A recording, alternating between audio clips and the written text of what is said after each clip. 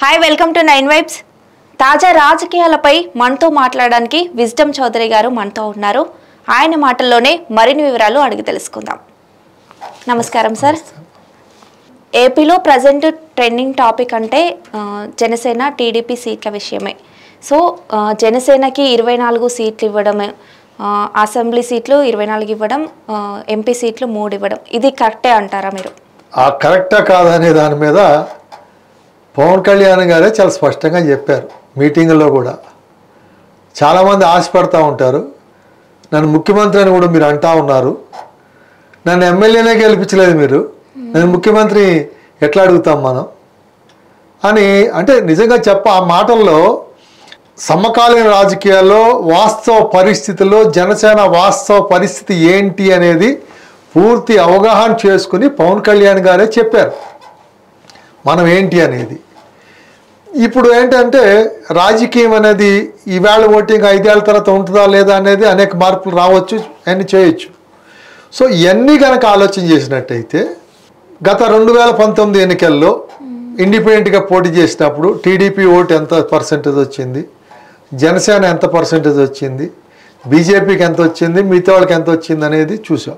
Even Janasena కూడా ఇంకా కొన్ని పార్టీలతో కలిసి పోటీ చేశారు, సింగిల్గా కూడా కాదు, అది వేరే లోకల్ పార్టీస్ అంటే సిపిఎం కనుక కొంతమంది పార్టీలతో కలిపి పోటీ చేసిన పరిస్థితిలో వచ్చిన ఓట్ షేర్ అది. టీడీపీ ఇండిపెండెంట్గా పోటీ చేసింది, వైసీపీ ఇండిపెండెంట్గా పోటీ చేసింది. దీంట్లో ఎట్లా వస్తుందంటే రాజకీయాల్లో కంటెస్ట్కి వచ్చేటప్పటికి ఒక రేస్ నడుస్తూ ఉంటుంది, ఎవరు గెలవాలి ఎవరు గెలవకూడదు. దాంట్లో మన ప్రధాన శత్రువు ఎవరు, ప్రధాన మిత్రులు ఎవరు, మన పరిస్థితి ఏంటి అని ఒక అంచనాకు వచ్చినప్పుడు ఓటర్స్ ఎట్లా ఉంటారంటే కొంతమంది హార్డ్ కోర్ ఓటర్స్ ఉంటారు, గెలిచినా ఓడినా ఆ పార్టీకే ఓటేస్తారు. కొంతమంది ఓటర్స్ ఉంటారు మనకి ప్రత్యర్థి వాడు గెలవకూడదు. సపోజు కొంతమందికి వైసీపీ మీద అభిమానం లేకపోవచ్చు, కానీ టీడీపీని ప్రత్యర్థిగా ఎంచుకున్నప్పుడు జనసేన గెలవలేదు అనే పరిస్థితి వచ్చినప్పుడు అటువంటి వాళ్ళు వైసీపీకి 1 or 2% స్వింగ్ అవుతాయి. అట్లా స్వింగ్ మూలంగా వైసీపీ పెరిగింది. అదేవిధంగా బీజేపీ 0.5% కాకపోయినా 1-2% ఉంటుంది.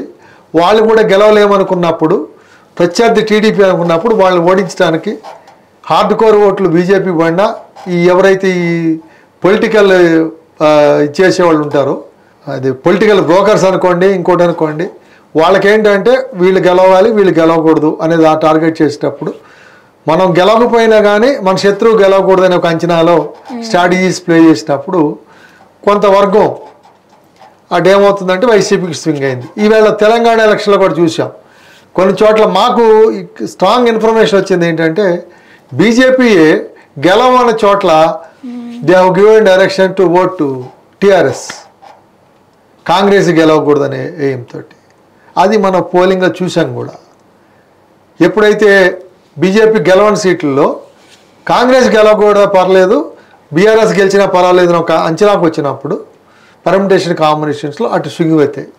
ఆ swing effect neck to neck close కంటెస్ట్లో వచ్చేటప్పుడు వాళ్ళు గెలవడానికి అవకాశం వస్తుంది. సో ఆ పరిస్థితుల్లో ఏమైందంటే ఓటింగ్ పర్సెంటేజ్ వచ్చినప్పుడు హరిరామజోయ్ గారు ఆయన్ని విమర్శించాలనే ఉద్దేశం నాకు లేదు, కానీ కాళ్ళకి చాపుకొని కూర్చుని నువ్వు ఎన్ని రాజకీయాలు చేశారా మీరు. హరిరామజోయ్ సామాన్యుడు వ్యక్తి కాదు, ఆయన 25-30 ఏళ్ల వయసులోనే ఎవరి మద్దతు లేకుండా జిల్లా పరిషత్ చైర్మన్గా వెస్ట్ గోదావరిలో గెలిచాడు. ఎట్లా గెలిచావు నువ్వు? ఆ రోజు కాంగ్రెస్లో 2 వర్గాలు ఉన్నాయి, అల్లూరు బాపిడి వర్గం, అల్లూరు సత్యనారాయణ వర్గం వస్తే పశ్చిమ గోదావరి జిల్లాలో వాళ్ళు బాపిడి వర్గం గెలవకూడదని, వీళ్ళు సత్యనారాయణ వర్గం గెలవకూడదని ఇద్దరు కలిసి ఇతనికి ఇచ్చారు. ఇతను 1 year కూడా చేయనివ్వలా, మళ్ళీ వాళ్ళు రాజీ పడ్డారు, దింపేశారు. అది వేరే రాజకీయం. సో అట్లాంటి పరిస్థితుల్లో ఎలివేట్ అవటం గారు మధుకోడని చూసామా జార్ఖండ్లో, ఆయన 2 ఎమ్మెల్యేలకు ఇచ్చినా కానీ అటు బీజేపీ రాకూడదు ఇటు కాంగ్రెస్ రాకూడదు అనే దీంట్లో మధుకోడాన్ని కలుపుకుంటే మన గవర్నమెంట్ ఫామ్ చేస్తాను ముఖ్యమంత్రి ఇచ్చారు. కుమారస్వామి చూసాం కర్ణాటక. ఆ పరిస్థితులు వేరు. ఈవేళ ఎన్నికల సయోధ్యలో పోతున్నాం, ఎవరు కాళ్ళు పోటీ చేసి గెలిచినాక ఆ డిమాండ్ బార్గెనింగ్ డిఫరెంట్గా ఉంటుంది, ఎటన్నా పోవచ్చు. ఇప్పుడు కలిసి పోటీ చేసేటప్పుడు పవన్ కళ్యాణ్ గారు చాలా స్పష్టంగా చెప్తా ఉన్నారు, నేను ఇండిపెండెంట్గా గెలవలేను.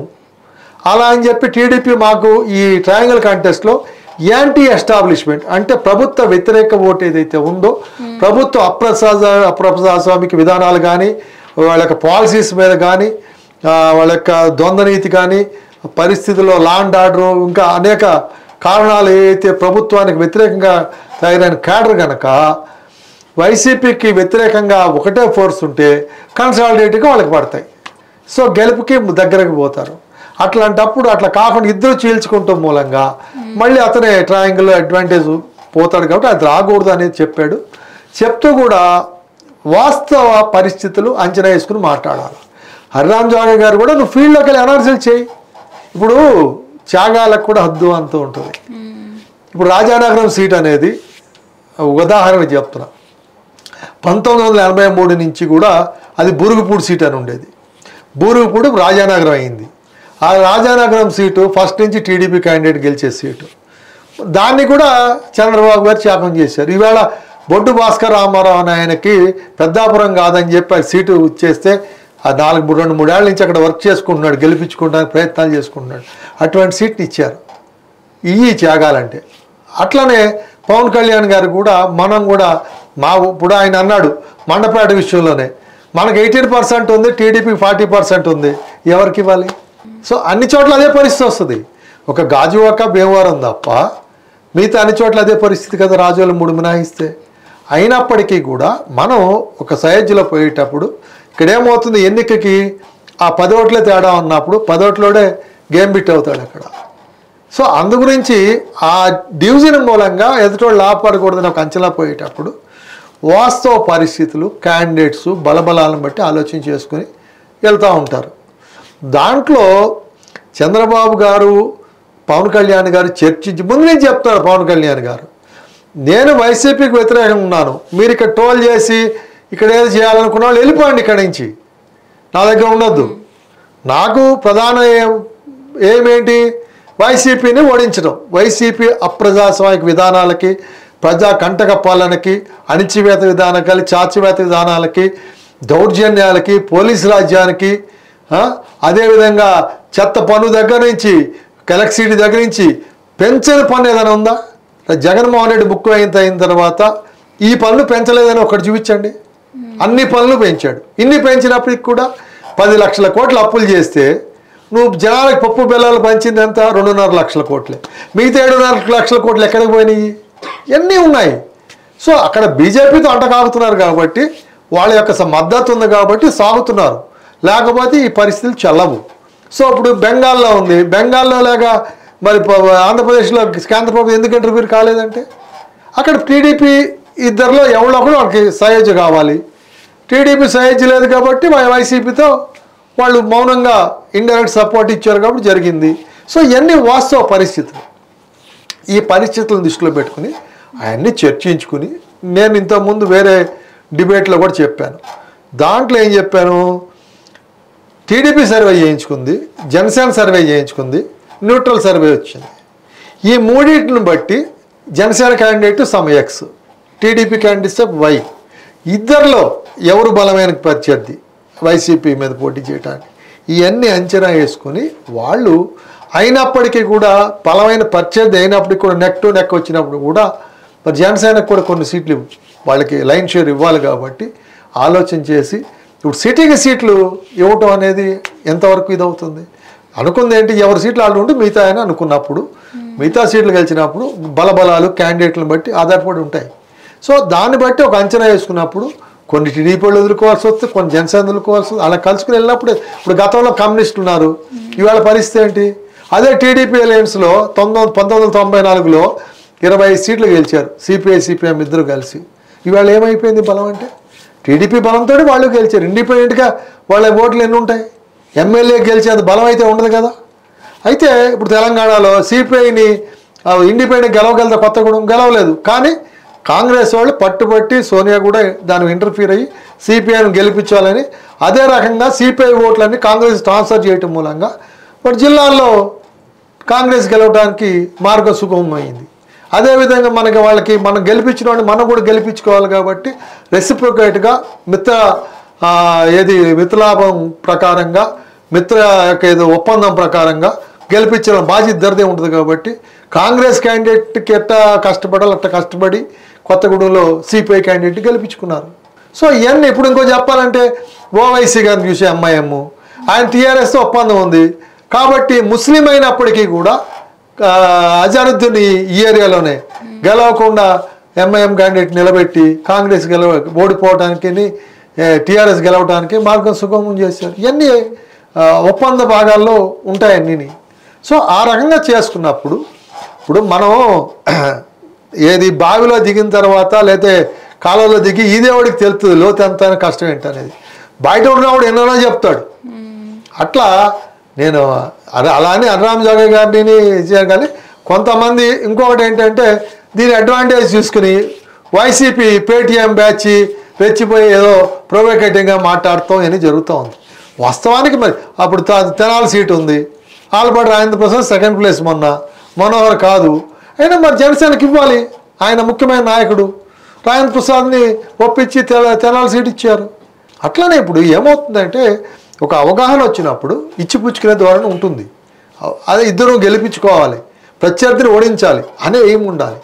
ఆ ఎయిమ్లో పోతేనే మనం గెలుస్తాం తప్ప పర్సనల్ ఇంట్రెస్ట్లు కాదు. ఇక్కడ ప్రజల ఇంట్రెస్టు, పార్టీ ఇంట్రెస్టు, అల్టిమేట్గా ఓటర్ గెలవాలి, ప్రజలు గెలవాలి. ఇప్పుడు ఈవేళ ఈ ఆంధ్రప్రదేశ్లో ఉన్న విధ్వంస పరిపాలన నుంచి ప్రజలను కాపాడాలి. రోడ్డులు లేవు, ఇసుక రేట్లు పెంచేశారు, సిమెంట్ పెంచారు, ఇనుము పెంచారు, లిక్కరు, అసలు ఏది పెంచలేదు. అంత అరాచక పరిపాలనని అంతమొందించాలంటే దానికి మనం ఏ చిన్న పొరపాటు కూడా జరగకుండా, ఏ చిన్న సెక్షన్లో కూడా ఓట్లు డివేట్ కాకుండా, డిస్టర్బ్ కాకుండా వెళ్ళాలనే భాగంలోనే ఇవన్నీ జరుగుతున్నాయి. కాబట్టి దాంట్లో ఇప్పుడు పవన్ కళ్యాణ్ గారు ఒకప్పుడు పవన్ కళ్యాణ్ 2014 పరిస్థితి లేదు, 19 పరిస్థితి లేదు. ఆయనకి ఈ 10 ఏళ్ళలో చాలా అవగాహన వచ్చింది. ఈవెన్ ఆయన బీజేపీ ఎలియన్స్ ఉన్నప్పటికి కూడా పవన్ కళ్యాణ్ ఎన్ని ఇబ్బందులు పెట్టారు వైసీపీ ప్రభుత్వం, ఆయనకు తెలియదా? సో ఇవన్నీ కూడా ఏంటంటే సరే బీజేపీ వాళ్ళ స్ట్రాటజీ, వాళ్ళ పార్టీ ఎలియన్స్ల పార్టీలు చూసుకోరు, వాళ్ళ పరిస్థితి బట్టి వాళ్ళు ఆలోచన చేస్తారు. సో దాన్ని బట్టి చాలా చోట్ల మరి ఇబ్బందులు వస్తాయి. వచ్చినప్పటికీ దాన్ని సర్దుకుని వెళ్ళాల్సిన అవసరం ఉంటుంది. మరి అట్లాని జనసేన ప్రముఖ నాయకులకి ఇవ్వాలి. ప్రముఖ నాయకులు అనేది మాత్రాన సీటు ఇవ్వాలని ఇప్పుడు తెలంగాణలో ఏం చేశారు, తొంగతుర్తి అద్దంకి దయాకర్కి ఇవ్వాలి. కానీ అతని కన్నా ఇప్పుడు నరసింహులైనా గెలిచాడు, అతనికి ఇస్తే గెలుస్తాడన్నప్పుడు దయాకర్ని కన్విన్స్ చేశారు ఎమ్మెల్సీ ఇంకేదో ఇస్తామని. నిజానికి దయాకర్ తప్పుకోవటం, నరసింహులకి ఇవ్వడంలో భారీ మెజార్టీలో తొంగతుర్తి ఎమ్మెల్యే గెలిచారు. అవి ఒప్పందాలంటే గెలిచే క్యాండిడేట్లని రేసులో మనం గెలిపించుకోవాలి, ప్రభుత్వం ఫామ్ చేయాలన్నప్పుడు ఇవన్నీ ఆలోచన చేసుకుని ముందుకు వెళ్ళాలి తప్ప అది చాలా స్పష్టంగా దాంట్లో కూడా మరి పవన్ కళ్యాణ్ గారు ఏం కూడా ఏదైతే ఇది మండపేట సిట్టింగ్ సీట్లు కదా అని చంద్రబాబు గారు ప్రకటించిన లోకల్ లీడర్స్ దాని మీద సమాధానం చెప్పినప్పుడు దాన్ని సర్దిద్దుకునే భాగంలో ఎవరికాళ్ళు చెప్పకూడదు, కలిసే చేసుకుందాం అనే దాంట్లోనే లిస్టులు కూడా కంబైన్గా రిలీజ్ చేయాలి, ఎవరికాళ్ళు చెప్పొద్దని చేశారు. ఇద్దరు కూర్చునేగా చేశారు. చేసినప్పుడు ఇంట్లో ఇప్పుడు నరసాపురం, భీమవరం, ఇప్పుడు అర్రామ్ జోగయ్య గారు ఇంత ఇదిగోండి భీమవరంలో పవన్ కళ్యాణ్ గారు ఎందుకు గెలిపించలేకపోయారు మీరు? నరసాపురం ఎందుకు గెలిపించలేకపోయారు మీరు? ఇప్పుడు మాట్లాడడం కాదు, ఇప్పుడు జనసేనకి ఏ సెక్షన్ ఓట్స్ ఎంత వస్తాయి అనేది అందరికీ అంచనా ఉంది. అర్రామ్ జోగయ్య గారికి తెలియదా ఏ సెక్షన్ ఓట్లు ఎంత వస్తాయి అనేది? మరి తెలియకుండా మాట్లాడితే ఎలాగా? అందుగురించి ఏంటంటే తెలిసి కూడా తెలియనట్టు మాట్లాడకూడదు. అంచనాతోటి మీరు సీనియర్ పొలిటీషియన్, మీకు నిజంగా పవన్ కళ్యాణ్ జనసేన మంచి కోరుకుంటే జనసేన పార్టీకి ఎస్టాబ్లిష్ కావాలంటే ఏమైంది ఇప్పుడు చూడండి, ఒక ఎమ్మెల్యే గెలిచి వాడు కూడా వైసీపీకి వెళ్ళిపోతే జనసేన గెలిచి కూడా ఎన్ని అంటే నోటుకు వచ్చినట్టు ప్రతి ఓడు వాగటానికి ఎంత ఇబ్బంది పడ్డాడు పవన్ కళ్యాణ్ గారు. సో అవన్నీ అప్పుడు వీళ్ళు ఎవరైనా వచ్చి రెస్క్యూ చేశారా? వెనకుండి మాట్లాడటం వేరు, ప్రతి ఓడు మాట్లాడతాడు, ఉచిత సలహాలు ఎంతమంది అని ఇస్తారు. ఏదైనా పోతే మందేం పోతే వాడే పోతాడు అనేది కాదు. బాధ్యత తీసుకుంటే బాధ్యతగా వెళ్ళాలి తప్ప నోటుకు వచ్చినట్టుగా అన్నీ చేయటం కరెక్ట్ కాదు.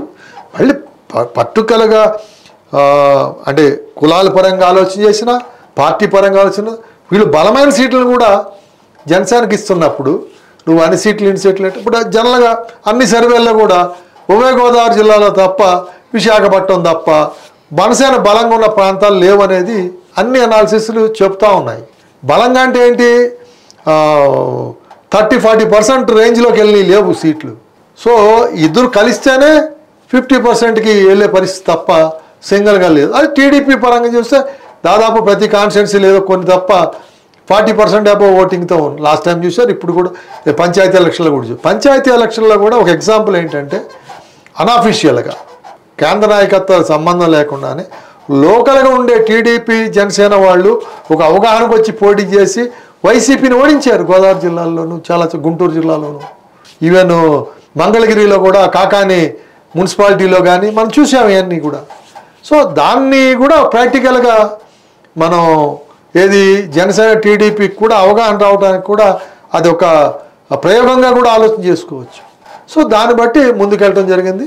ఈవేళ బీజేపీ కూడా ఏమవుతుందంటే కేంద్రంలో ఏదో పార్టీతో ఒప్పందం ఉన్నప్పుడు మరి ఈవేళ కేంద్రంలో సర్వేలన్నీ బీజేపీ అంటున్నప్పుడు మరి న్యాచురల్గానే అప్పుడు లాస్ట్ టైం కాంగ్రెస్తో కలిసి కొంచెం ఇబ్బంది పడటం మూలంగా కాంగ్రెస్తో వెళ్ళటానికి ముందుకు రాకపోయినప్పటికీ మరి ఇక్కడ కాంగ్రెస్ గెలుపుకి కూడా చంద్రబాబే కారణం అనేటువంటి మరి జననానుడి ప్రచారం వాస్తవం కూడా ఉంది. కాబట్టి అన్ని దృష్టిలో పెట్టుకున్నప్పుడు ఆయన ఇప్పుడు ఏమవుతుందంటే క్రికెట్ చూస్తాం, మీకు గుర్తుందో లేదో మేము యంగ్ వయసులో ఉన్నప్పుడు 13 మంది ప్లేయర్లు అనేవాళ్ళం.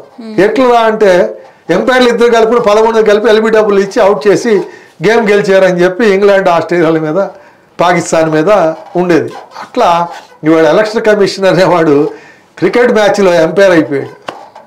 ఎంపైర్ ఇప్పుడు లాస్ట్ టైం చూసాం ఎన్నికల్లో రూలింగ్ ఉన్న పార్టీని సప్రెస్ చేసి అఫీషియల్స్ని మార్చేసేసి పోలీసులు టీడీపీ వాళ్ళు పట్టుకోవడం, కాంగ్రెస్ వైసీపీ వాళ్ళు వదిలేయటం, ఐటీ రేట్స్ ఈడీ రేట్స్ అన్నీ టీడీపీ వాళ్ళ మీద. ఇవన్నీ చూసినాక సో అన్నీ ఇప్పుడు ఎన్నికలు అన్ని రకాలు ఉంటాయి. మనం దేన్ని డినై చేయడానికి లేదు అని చెప్పడానికి లేదు. కాబట్టి ఇప్పుడు తెలంగాణ ఎలక్షన్లు కూడా చూసాం, టీఆర్ఎస్ మీద ఒక్కడి మీద ఐటీ రేట్ లేదు, ఈడీ రేట్ లేదు, బీజేపీ వాడి మీద లేదు. కానీ కాంగ్రెస్ మీద ఎన్ని చేశారు? నామినేషన్స్గా ఎత్తనెత్తితే పొంగులేటి సుధాకర్ రెడ్డి మీద ఐటీ రేట్ చేశారే, ఇంత అరాచకం అంటే ఏంటి? కేంద్ర ప్రభుత్వం తన అధికారాన్ని మిస్యూజ్ చేసి అని చేస్తే మనం చూసాం. చూసినప్పుడు బీజేపీకి 1% ఓట్లేని బీజేపీకి ఎందుకు ఇవ్వాలంటే ఇవన్నీ సమాధానాలు స్పెసిఫిక్గా మనం ఇదని చెప్పతే బాగోదు. కాబట్టి ఇవన్నిటికీ సమాధానాలు అవే. కాబట్టి అది చాలా స్పష్టంగా ఉంది.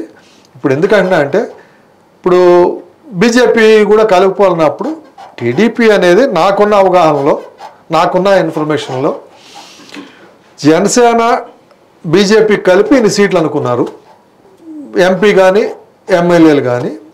సో బీజేపీ వచ్చినప్పుడు ఆ షేర్ అనేది జనసేన నుంచే డివైడ్ అవుతుంది. ఇప్పుడు బీజేపీ జనసేన ముందు నుంచి ఉన్నారు కాబట్టి వాళ్ళకి ఇప్పుడు 24 ఇస్తే వాళ్ళు ఒక 6, 7, 10 అడుగుతారు కదా, ఆయన్ని జనసేనకి కౌంట్లోకే వస్తాయి కదా. అంటే దాదాపు 30 ఇప్పుడు 170 సీట్లు. దీంట్లో ఎన్నికల పరిస్థితుల్లో నువ్వు గెలవాలంటే సొంత బలం కూడా ఉండాలి కదా. ఇప్పుడు నాకేం బలం లేకుండానే ఎదుటి బలంతో గెలవాలని ఆ పరిస్థితిలో సీట్లు ఇస్తే రేపు పొద్దున్న అసంతృప్తితో అప్పుడు ఇండిపెండెంట్గా నామినేషన్ అయితే ఏమవుతుంది? సో అన్ని దృష్టిలో పెట్టుకో. ఇప్పుడు దానికి ఇంకోటి చెప్తా ఉదాహరణ, కేసీఆర్ మూలంగా రాజశేఖర్ రెండోసారి గెలిచాడు. ఒక్క కేసీఆరే కాదు, చిరంజీవి అనుకోవచ్చు, జయప్రకాష్ అనుకోవచ్చు, అందరూ ఆ రోజు కలిసి వచ్చారు అతనికి. జయప్రకాశాన్ని చీలిక చేయటం కానీ, చిరంజీవి చీలిక చేయటం కానీ. ఇక్కడ తెలంగాణలో ఏమైంది, మహాగఠబంధన్లో ఆయన 10 సీట్లు గెలని దమ్ము లేనాడు 42 సీట్లు తీసుకున్నాడు కేసీఆర్. గెలిచేది 10 సీట్లు. 32 సీట్లు ఎవరు గెలిచారు? కాంగ్రెసే కదా. ఆ 32 సీట్లతోటి 154 సీట్లతోటి ఆంధ్రప్రదేశ్ హిస్టరీలో 1947 తర్వాత 2/3 మెజార్టీతో తప్ప గవర్నమెంట్ ఎప్పుడు ఫామ్ కాకపోవడం జరగలేదు. అటువంటిది ఫస్ట్ టైము బొటాబొటి 50%, 51% తోటి రాజశేఖర రెడ్డి గవర్నమెంట్ ఫామ్ చేశాడు. 294 సీట్లో 148 కావాలి, 154 సీట్లు అంటే ఒక 6 సీట్లు ఎక్స్ట్రా తోటి అతను గవర్నమెంట్ ఫామ్ చేయగలిగాడు. Magic figure. అంతకుముందు ఎప్పుడు కూడా 170, 178, 180 అట్లా సీట్లతోటే గవర్నమెంట్ ఫామ్ చేశారు. కానీ ఎవరు వచ్చినా కానీ టీడీపీ కానీ కాంగ్రెస్ కానీ ఇంత నెక్ టు నెక్ ఏది తెలంగాణ ఫామ్ కాకముందు, ఏది ఆంధ్రప్రదేశ్ ఫామ్ కాకముందు మాత్రం ఆంధ్ర స్టేట్కి ఉన్నప్పుడు, మెడ్రాస్ స్టేట్లో ఉన్నప్పుడు అప్పుడు కమ్యూనిస్టులు, స్వతంత్ర పార్టీ, కాంగ్రెస్ అప్పుడు నెక్ టు నెక్ వచ్చి అందరూ అప్పుడు జరిగిన పరిస్థితులు తప్ప 56 తర్వాత ఎప్పుడు కూడా అటువంటి పరిస్థితులు లేవు. సో ఇవన్నీ దృష్టిలో పెట్టుకున్నప్పుడు ఇవన్నీ కూడా అంచనాలు వేసుకెళ్ళి దాన్ని బట్టి బలబలాలను బట్టి ఎదుటోడు గెలవకూడదు. ఇప్పుడు 32 సీట్లు కేసీఆర్ మూలంగా కాంగ్రెస్కి పోయినాయి. అట్లా అప్పుడు జనసేనకి ఇవ్వటం కాదు, కౌంట్ కాదు, గెలవటం ముఖ్యం. ఇప్పుడు 24 గెలితే బలమా? 40 తీసుకుని 20 గెలిస్తే బలమా చెప్పండి మీరు? 24 తీసుకుని 24 గెలవటం బలమా? 40 తీసుకుని 50 తీసుకుని 20 గెలిస్తే బలమా? అంటే నువ్వు దాంట్లో 30 సీట్లు వాడు గెలుస్తున్నాడు కదా, నీ ఏమైనది డిస్టర్బ్ అవుతుంది కదా. అది ప్రధానం కావాలి రాజకీయంగా. సో దాన్ని దృష్టిలో పెట్టుకుని కరెక్ట్గా అంచనా వేసుకుని చర్చించుకొని చేస్తూ ఉన్నారు, తొందరపాటు ఏం లేని పరిస్థితులు. కాబట్టి అనేక మంది అనేక రకాలు మాట్లాడతారు, అసంతృప్తులు ఉంటారు, దాన్ని బుజ్జగించుకోవాలి, అన్నీ చేసుకోవాలి.